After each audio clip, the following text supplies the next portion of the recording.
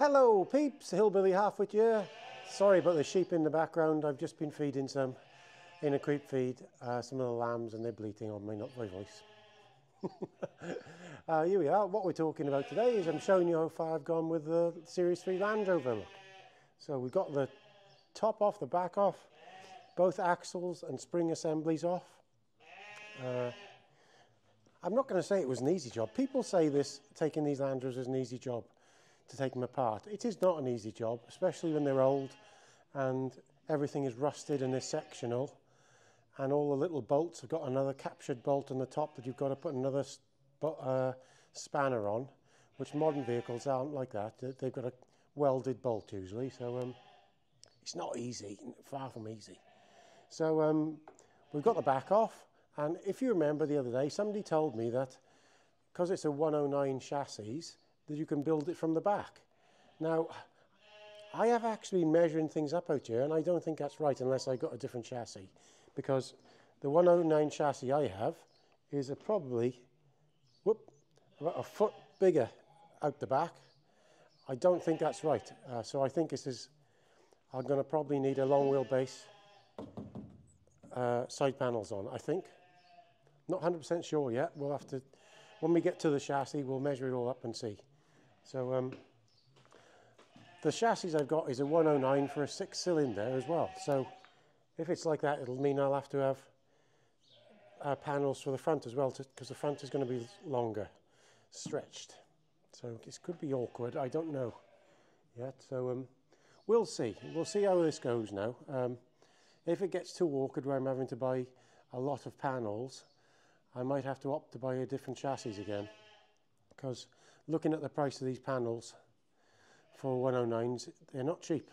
You know, it'll be £1,000, which I don't really want to spend. So I've been looking at some possible scrap ones, and where you can buy the whole vehicle, where the chassis is gone like this one, and you can buy them for £1,000 for the whole thing. But I've got to be honest with you, I don't particularly want to go down that route if I can help it. So we'll have to see. If the chassis I've got in there, which is a 6-cylinder 109, which means it's going to be longer on the front and longer on the back, this could cause problems. But what I have looked at is I could possibly cut the rear of that chassis off so it's the same length as this one, if you see what I mean. And then I just have to buy the front extensions on the wings. So we'll see yet. We haven't got that close yet. So in here, the rodents had made a hell of a mess. Hope you don't mind me filming like this. The rodents had made a hell of a mess, and lots of the seating and everything has been trashed. So that's not too bad, but it isn't the best actually. I thought it'd be in better condition, but we'll have to work with that. We're going to have to reupholster all the seats for sure. There's only, I don't think there's even one that's in whole. And this looks worse than it is, because I undid this to try and find where that wire had melted all the way through. So even though it looks bad, it's not too bad, because what I'm going to do is I'm going to either buy a new loom, which probably is the best thing, or snip these through and put chalky blocks on these bits, so I know where everything goes.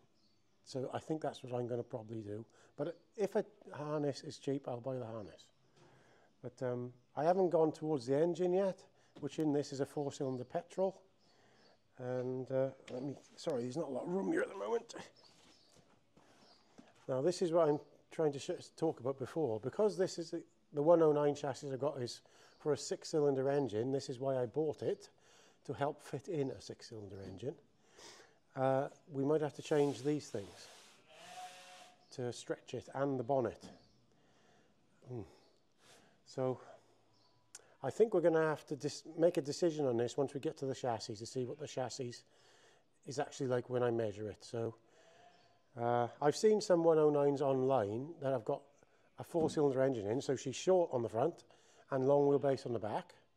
Well, I know mine is long wheelbase on the back, and because it's a 6-cylinder, it'll be long wheelbase on the front, I think. So we'll let that develop, if you see what I mean.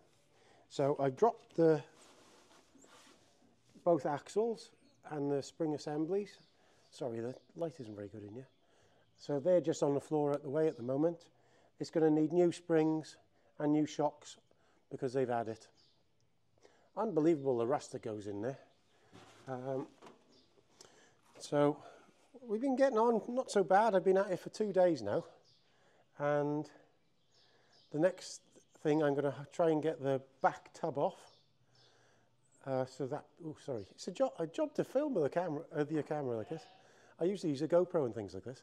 So we're going to try and get this off next, and the seat area where they sit on. So we're going to try and lift that off next, now in the next day or two. But I've actually got my other truck coming back from the test today, thankfully, because I've been stuck without a 4x4 for a month now. So hopefully that's all okay, because I can't take sheep to tack. I've got sheep here that should be off in a different place. And didn't particularly want to take them in a fast track. It's just quite a clumsy old lot to do, you know, especially when you're on your own. If you're on your own, you can just do it with a Land Rover and box, not too bad. But when you've got a tractor and everything, if you meet a roadblock or something's wrong, it can be a real pain in the arse. So hopefully we'll do that now. That's why I've got a few more sheep around here than normal. So this is the next lot to come off, and we'll see how we get on then. Oh, this light is a bit of a pain anyway. So thank you for looking at this. There's no point in me showing you undoing all this, taking it to pieces, because I'll explain how I do it. Because I have to be honest, every bolt has been rusted and been awkward. And you'll only get me swearing and cursing, so that's no good. So please comment, rate and subscribe, and next time we should have a bit more off and we can see where we're going, okay? Ta-da!